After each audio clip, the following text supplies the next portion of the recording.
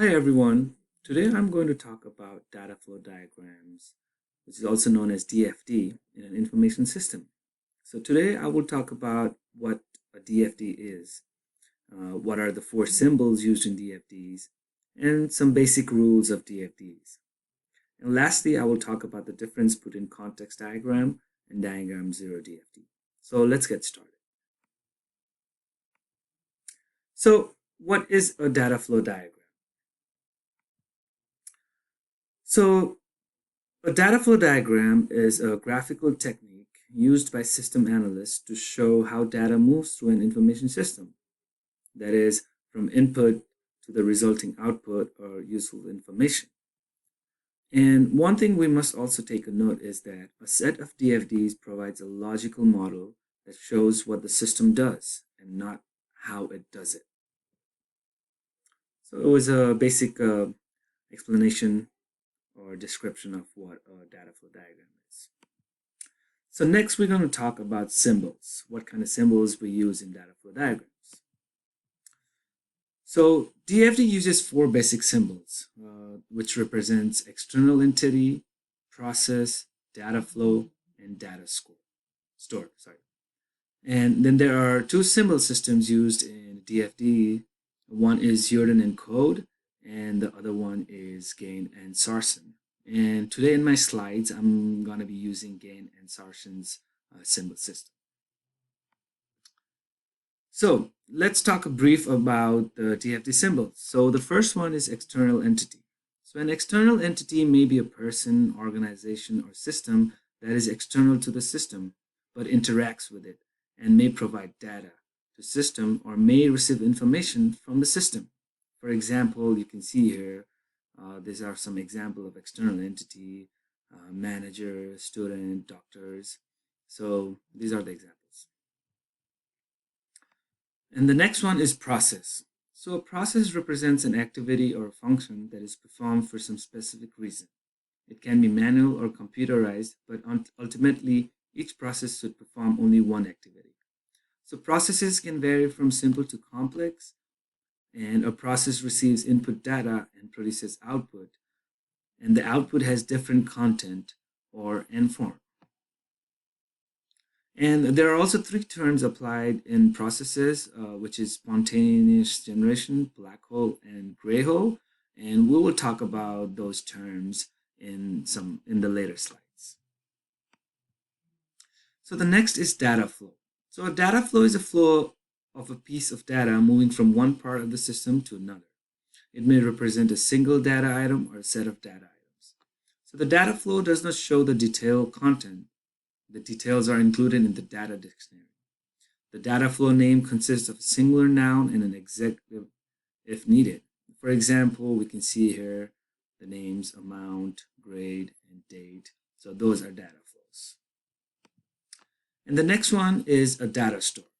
So a data store represents collection of data that the system stores and may be used later by one or more processes. So the DFD does not show detailed contents of the data store. They are defined in the data dictionary. The name of the data store appears between the lines of the symbol. A data store name is always in plural, consisting of a noun with or without an adjective.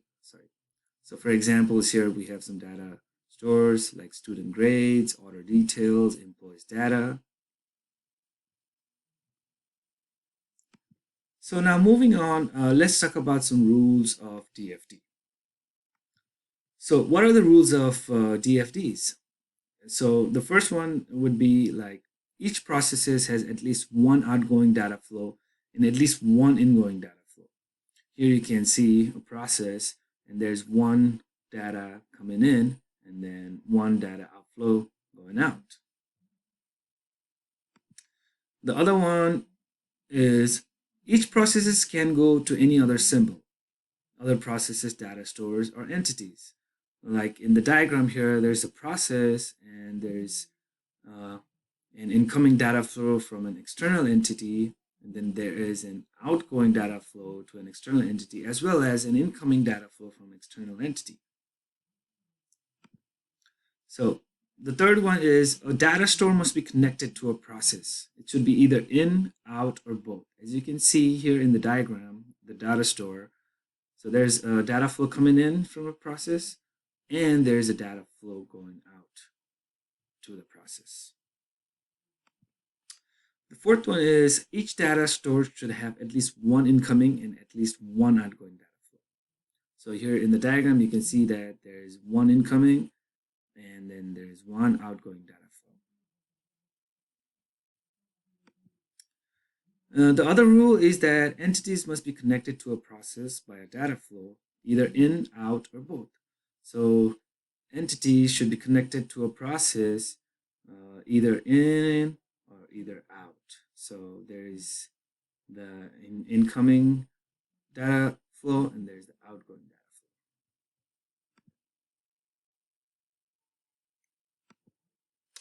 And some other rules are that data flows cannot cross with each other, and the data stores cannot be connected to external entities, as well as data flows cannot run between two external entities without going through a process. So as we talked earlier, the terms used in processes, so spontaneous generation. So what is a spontaneous generation?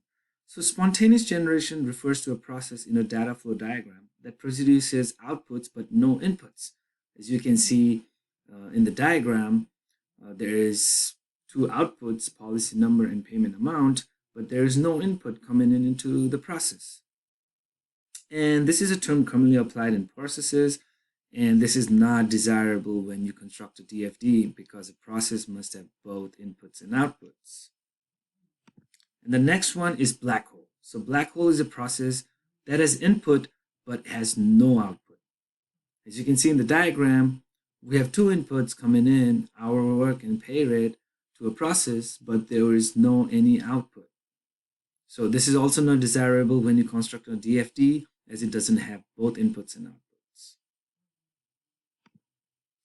And the last one is gray hole. So gray hole, it is a process that has at least one input and one output, but the input is insufficient to generate the output shown.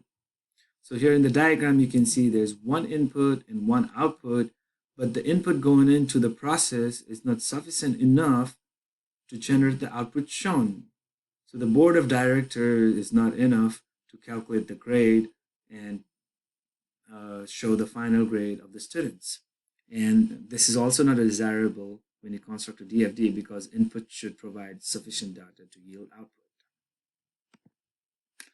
So now we talked about what a DFD is, what are the symbols used in DFD, and what are some of the rules used in DFD. We're just going to talk a little bit about the difference between context diagram and diagram zero. So what is a context diagram and a diagram zero? So context diagram, it represents the first step in constructing a set of DFDs for the system.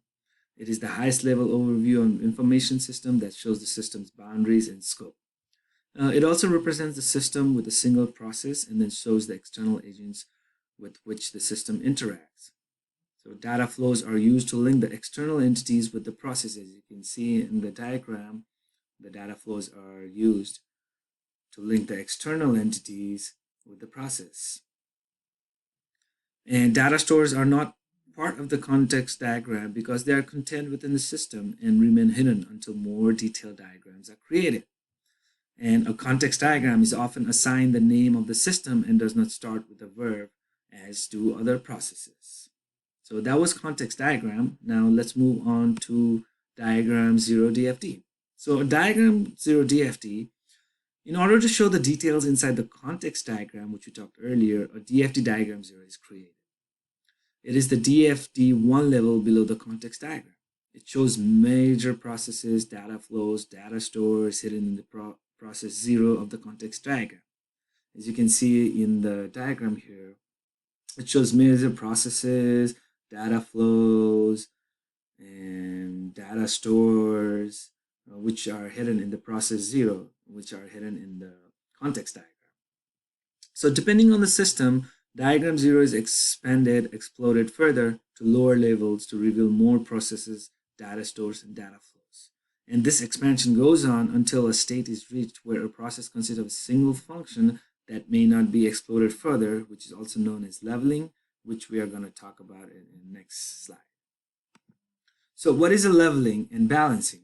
So leveling is the process of drawing a series of increasingly detailed DFT until all primitive processes are identified.